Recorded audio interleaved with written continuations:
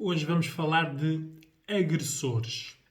Quando nós falamos de agressores, geralmente o tema que vem logo à nossa mente é as agressões, a violência doméstica. O meu vídeo hoje vai mais no intuito de nós estudarmos, desconstruirmos o que é um agressor. Porque quando ouvimos falar em violência doméstica, a maior parte das pessoas que não vive uma violência doméstica diz logo as pessoas que peçam ajuda, não é? Há muita ajuda disponível, linhas, as polícias estão mais preparadas, os tribunais e as leis também, mas isto não é a realidade, não é? E quando nós estamos a falar de vítimas, estamos a falar de pessoas que têm, na realidade, ameaças à sua vida e à vida dos seus filhos, quando os têm. Por isso, nós, que não somos vítima de violência, estarmos a dizer façam queixa, é um facilitismo verbal, mas que na realidade isto é muito complicado. Mesmo quando as vítimas arranjam aquela coragem hércula de pedir ajuda, de fazer queixa na polícia, tudo se agrava, né? Tudo corre contra elas. Né? Por isso, vou deixar a parte das vítimas para outra oportunidade. Hoje vamos desconstruir o que é uma agressão e um agressor. O que é que torna uma pessoa um agressor? Agressor no masculino, visto que o meu público é tendencialmente feminino, não é?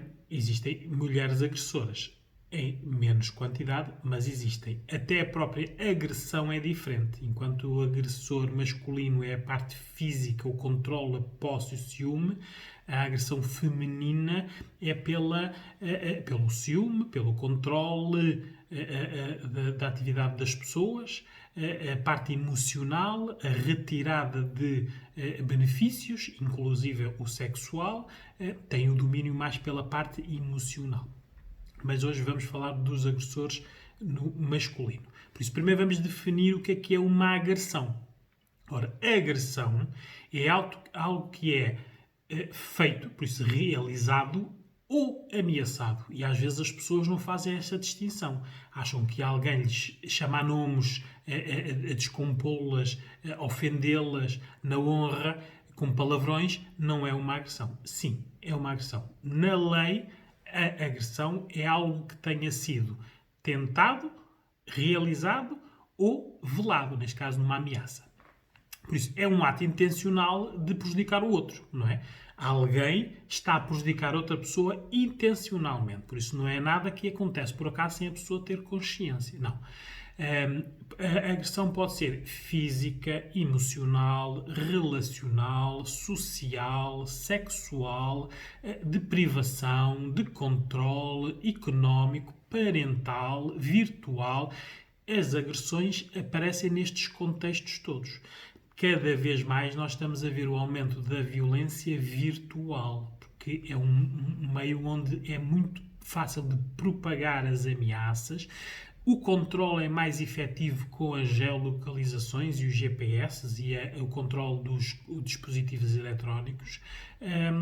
Temos muito esta violência parental de pais que ameaçam tirar os filhos às mães. Isto acontece muito.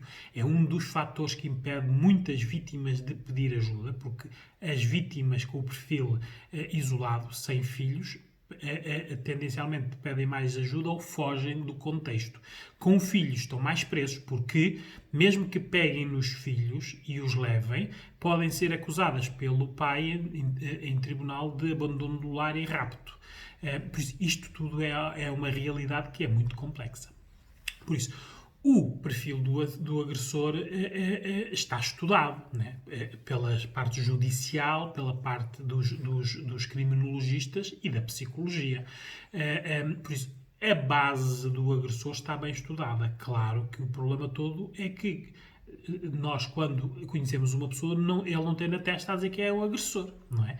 É com a convivência e, muito importante, com os primeiros alertas que vão aparecendo. Por isso, é necessário as mulheres saberem que tipo de homem é que escolhem.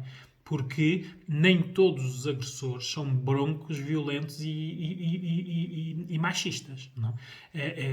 Que é logo aquilo que nós associamos a alguém que é um agressor. Não. Há agressores bem-falantes, há agressores inteligentíssimos, há agressores cultos, há agressores pobres, há agressores espertos, há agressores que são mais proativos, por isso eles exercem a agressão, e depois existem agressores que trabalham no registro da vitimização. Eles fazem contextos agressivos de maneira a depois a vítima reagir, e nessa reação ele faz o papel de vítima, passando a culpa para a vítima, e ela passando por agressora. Por isso, estes contextos são variados, cada um conhece o seu. Muitas pessoas que estão neste momento a ver este vídeo, muitas mulheres, sabem que podem ter um agressor em casa, não é? Às vezes nas atitudes, porque a agressão não tem que ser um limite de agressor sexual ou agressor físico, não é? Basta o desconfiar, basta o controlar como se veste a mulher, como é que sai, com quem se dá, cortar as relações com os familiares porque não gosta deles, com os amigos porque não são adequados, controlar os telemóveis, saber as senhas dos Facebooks e dos WhatsApps, controlar as contas, pedir sempre, exercer este controle no domínio, quando tem o domínio económico, não é? A vítima fica aqui presa quase por a parte económica. Por isso é que, geralmente, quando nós analisamos as vítimas de longa duração, são sempre mulheres muito endividadas, com empréstimos das casas, dos carros, dos cartões de créditos, porque o agressor sabe que quanto mais aprender economicamente, menos ela a abandona. Porque mesmo que o abandone, ela leva as dívidas atrás. Tem que as pagar. Por isso tem que haver sempre aqui uma relação umbilical criada pelas dívidas. É necessário nós não permitirmos este tipo de agressão de nenhum modo. Por isso, o respeito e a reciprocidade tem que haver. Por isso, eu digo logo, quando estão a começar uma relação, o melhor que vocês podem fazer é ver a reciprocidade da pessoa. Se a pessoa não for recíproca, essa pessoa não é ideal para vocês, porque mais cedo ou mais tarde pode não dar um agressor, mas dá um preguiçoso, dá alguém que não vos ajuda, alguém que não vos acarinha, não está do vosso lado, não vos potencia. Reciprocidade é, se vocês vão dar, alguém tem que vos dar. Se isso não acontecer, não é uma relação, fiquem sozinhas porque ganham muito mais. Por isso, o que é necessário aqui é nós conhecermos o perfil do agressor. Por isso, o que é que o perfil do agressor indica? Olha, são mais construções, por isso as pessoas desde crianças, a criança quando sai da barriga não é um agressor, não é? Depois forma-se um agressor. Por isso é necessário, e estejam atentas agora ao que vamos falar, porque vocês como mães ou pais podem estar a criar futuros agressores com as educações que lhes dão. Por isso, vamos começar.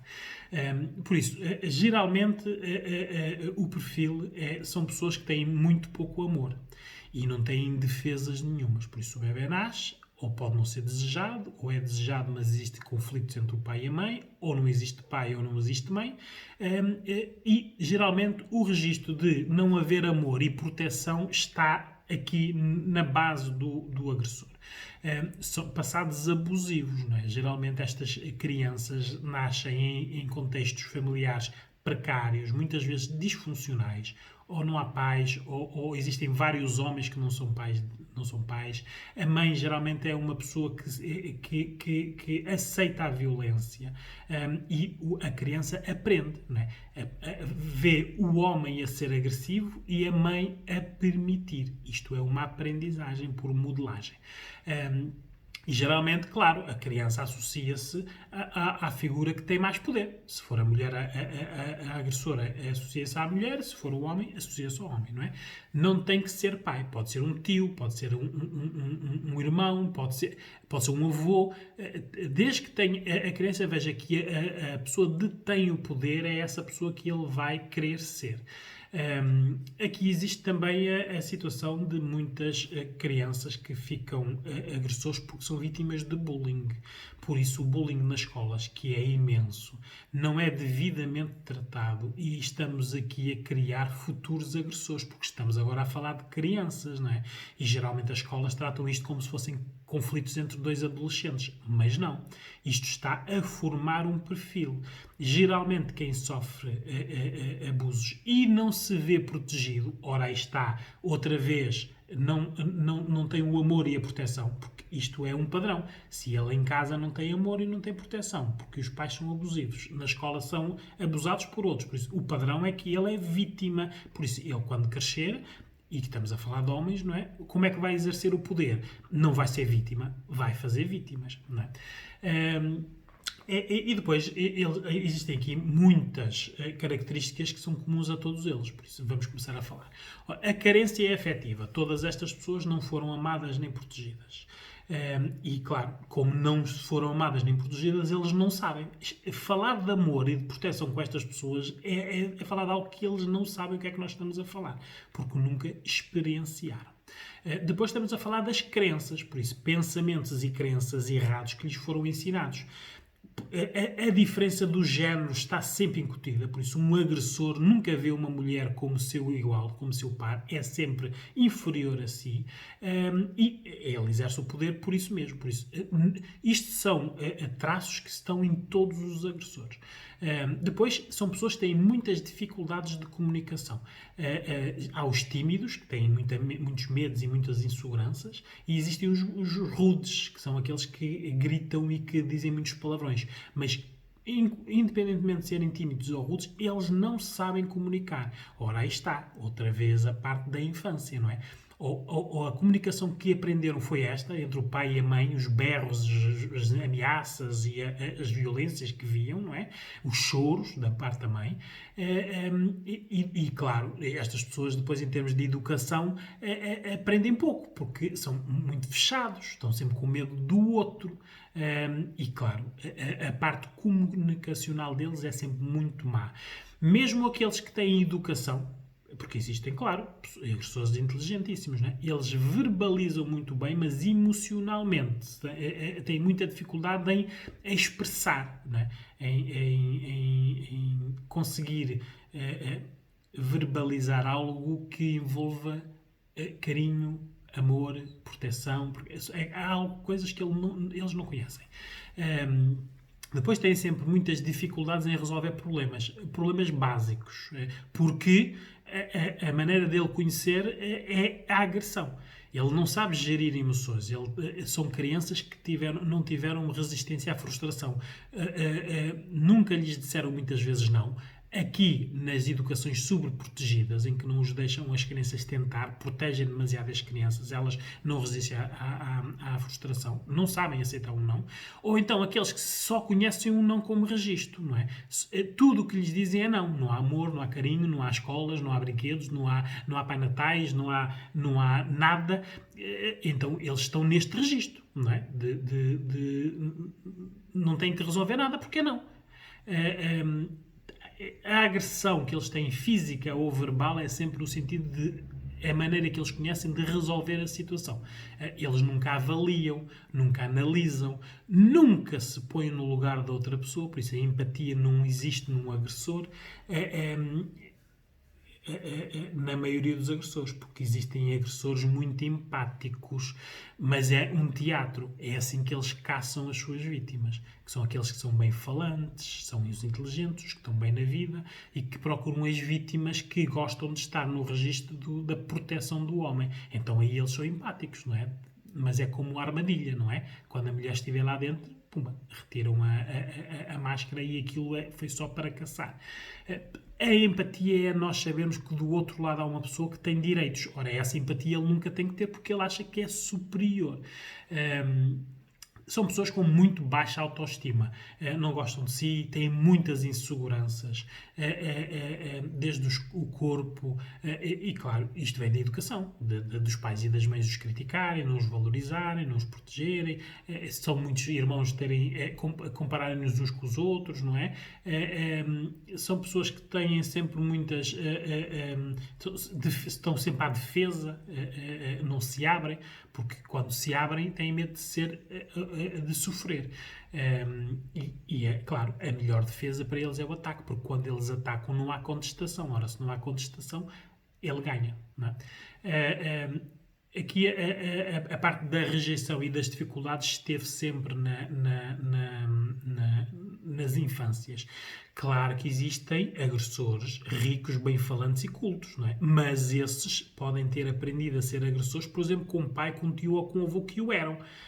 E ele aprendeu a ser. Por isso, todos os contextos têm os seus agressores. Claro, nós não estamos a falar, e repito, porque eu digo isso em todos os meus vídeos, as agressões abrangem muitas dimensões. Levar um estalo ou não a deixar sair, isso são os limites, não é? Quando há o físico, a agressão, a humilhação, o agressor já despersonalizou a vítima, já trata a vítima como se fosse lixo. Mas há outro tipo de agressões. Hoje em dia, esta nossa nova geração são potenciais agressores, porque para já a diferença do género está cada vez mais agravada. Cada vez há mais machismo. E depois existem estas redes sociais, que isto são ferramentas de controle de tudo. Da localização, da hora que as pessoas estão na rede social, com quem se dão, quem são os amigos, que perfis têm os amigos. E depois são diários. Os adolescentes vivem a pôr fotografias lá, a alimentar estes teatros dos agressores, não é? Temos de ter muito cuidado com isso como pais, no sentido de não deixar que os nossos filhos sejam piores que nós. A tendência pelos estudos neste momento é essa. São pessoas, os agressores, continuando, que são ciumentos em termos de posse, como eles desvalorizam o género, eles são donos e senhores, podem fazer o que quiserem, não é? Têm muita dificuldade em confiar, porque já foram traídos, ou foram traídos pelos pais porque não lhes deram amor e proteção de quem deveriam ir, ou foram abandonados pelos pais, por isso aqui a rejeição, ou por pessoas significativas, por avós, tios, ou mesmo entidades que ficam com as crianças abandonadas e que os tratam piores que muitos pais, que muitos maus pais. Há instituições que são piores para as crianças do que elas estarem nas famílias de origem. Mal por mal, ao menos tem alguém que é exclusivo delas, não é? Porque nestas instituições depois estão lá os magotes e aquilo, se safar algum, é muita sorte. E claro, foram enganados por mulheres, não é? Todas as relações que tiveram desde criança, as mulheres ou os abandonam ou os enganam. E mais os abandonam, porque como ele é agressivo e tímido e uma pessoa que quer controlar as raparigas, afastam-se. E ele vê isso como rejeição. Depois, este tipo de pessoas têm que demonstrar o seu machismo, que eles é que mandam. Isto é aprendido por uma modelagem. Geralmente são filhos de pais agressivos. Então, aprendem, mas é uma modelagem recompensada. Quer dizer que eles não só aprendem, como funciona. Porque eles veem o pai a bater na mãe e a mãe a fazer tudo o que o pai quer. E ele depois vai bater na namorada e a namorada faz tudo o que ele quer. Por isso está a ser recompensado por estar a fazer um ato mau. Aqui o sentimento de posse está sempre presente nestas pessoas. E o sentimento de posse nós vemos logo nos inícios das relações.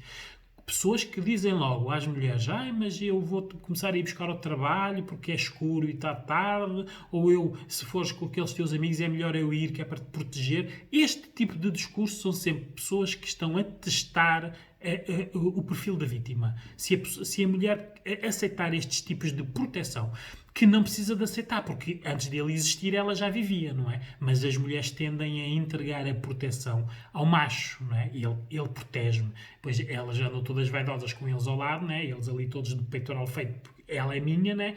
Isto depois só pode dar asneira no futuro, não é? Quando nós damos muito e não recebemos nada, por isso não há reciprocidade, temos sempre estes problemas. Depois temos aqui também estas pessoas que estão sempre muito dependentes do álcool, da droga, dos medicamentos, que isto é uma nova realidade. Há pessoas que estão dependentes, que são agressores porque têm ou tomam muitos medicamentos ou deveriam tomar medicamentos e não os tomam, pois estão na ressaca ou nas fases da abstinência, mas que deveriam estar a tomar medicação. Pois eles são outros, não são eles, não é? E têm uma realidade distorcida, porque não estão a 100%. Não é? Temos que ter aqui atenção, porque há muitas doenças que não estão diagnosticadas nos agressores. Eles não vão aos médicos, as mulheres aceitam ter relações com eles já vêm assim ou torna-se assim e ninguém pede ajuda médica, ou obriga a dizer esta relação só continua se tu fores procurar ajuda. Isso não acontece. Então, muitas vezes, que distúrbios é que pode haver? Olha, o distúrbio da personalidade antissocial. Isto existe muito. São pessoas que não têm desprezo pelas regras, pelas normas, os direitos humanos. Os outros, para eles, não têm direitos. Ora, este distúrbio acontece muito. Nos adolescentes nós vemos que são os bullings e aqueles adolescentes que têm maus vícios, maus hábitos, maus estudos, maus ambientes familiares, têm muitas vezes estes transtornos que não estão diagnosticados. As pessoas vivem com isto, não é? Há pessoas que vivem desde que nascem até que morrer a ser agressores. Nunca lhes acontece nada. Depois existem os transtornos explosivos intermitentes, que é quando é uma desordem do comportamento, que é caracterizada por a pessoa explodir, às vezes por coisas que não têm razão. Muitas vezes, e isto é intermitente, em coisas pequeninas explodem e em coisas importantes muitas vezes ficam calmas. Por isso, aqui não se consegue prever um comportamento e por isso é difícil de detectar este tipo de transtorno. Depois temos o transtorno de personalidade borderline, que isto é um transtorno que é caracterizado pela instabilidade no relacionamento. São pessoas que já sofreram um abandono da família, dos irmãos, dos pais, das avós, do sistema escolar, da sociedade. O registro de abandono aqui no borderline está sempre expresso. E claro, estas pessoas querem relações, porque aquela relação é deles e ele pode fazer o que quiser. E nunca ninguém a abandona, só abandona se estiver morta. Não é? Existem muitos casos destes. E muitos não estão detectados. Depois temos a esquizofrenia, não é? Que estas pessoas não distinguem, deveriam estar diagnosticados e medicados, e estas pessoas não distinguem a realidade. Têm delírios, não é? Visuais, auditivos, muitas vezes até dizem que são agressivos porque alguém os manda bater, mas estas pessoas não estão diagnosticadas como esquizofrénicos. E depois temos o transtorno bipolar, que é uma perturbação mental, isto é genético.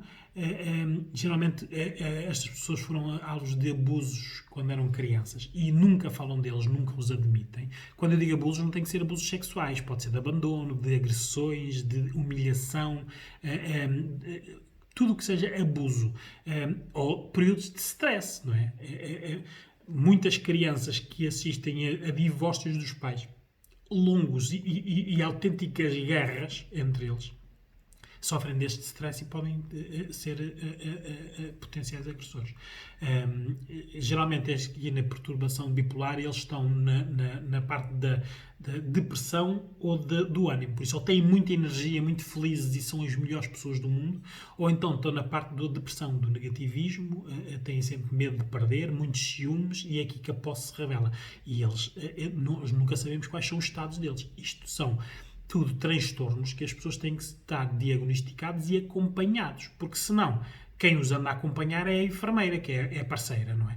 Só que ela é a parceira, enfermeira, saco de porrada, só serve para o servir, muitas vezes só serve para trabalhar para o sustentar, ou então, nas classes mais altas, são as dondocas, são aquelas bonitas que têm que fazer tudo o que os senhores querem, vestir aquelas roupas, comportar-se daquela maneira, para terem as piscinas, os Mercedes e as viagens.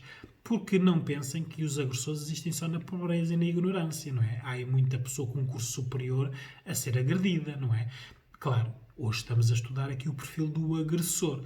Depois iremos ver no outro vídeo a parte da vítima, mas é necessário vocês saberem que tipo de agressores é que existem e como é que eles são formados, porque é no início das relações que vocês os devem fazer esta distinção.